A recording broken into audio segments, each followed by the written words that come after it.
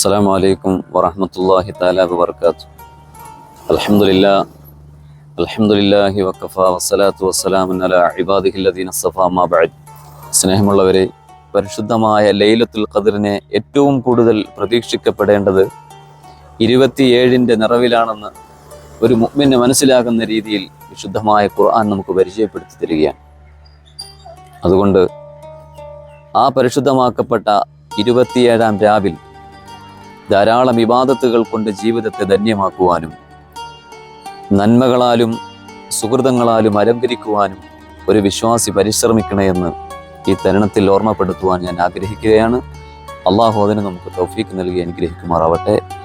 ആ 27-ാം രാവിനെ കുറിച്ച് അല്ലാഹു തആല അവൻ്റെ പരിശുദ്ധമായ ഖുർആനിൽ വിശേഷിപ്പിച്ചു.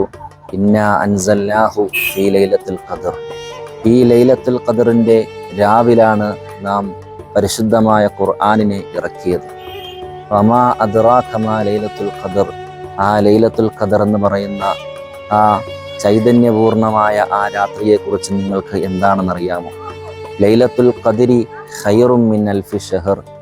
ആ ലൈലത്തുൽ ഖദർ എന്ന് പറയുന്ന ആ രാവ് 1000 മാസത്തേക്കാൾ ഉത്തമമാണെന്ന് പരിശുദ്ധമായ ഖുർആൻ ഷരീഫ് നമുക്ക് പരിചയപ്പെടുത്തി തരുന്നുണ്ട്.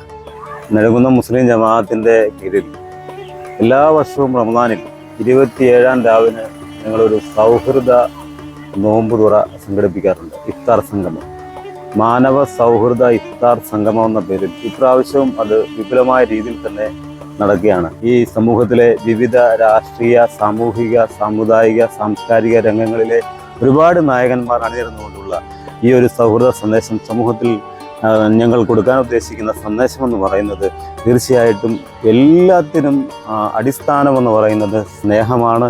ആ സ്നേഹം രാജ്യത്തുടനീളം എല്ലാ മേഖലയിലും സന്നിവേശിക്കപ്പെടുമ്പോഴാണ് സൗഹൃദമായ ഒരു അന്തരീക്ഷം ഈ രാജ്യത്തുണ്ടാവുന്നത്. ഇസ്ലാം മത വിശ്വാസികളെ സംബന്ധിച്ച് ഏറ്റവും മഹത്തായ പുണ്യമായ ഒരു മാസമാണ് പരിശുദ്ധ റമദാൻ. അതിലേറ്റവും പുണ്യമാക്കപ്പെട്ട ദിനമാണ് ഈ ലൈലത്തുൽ ഖദർ എന്ന 27-ാം രാവിൽ.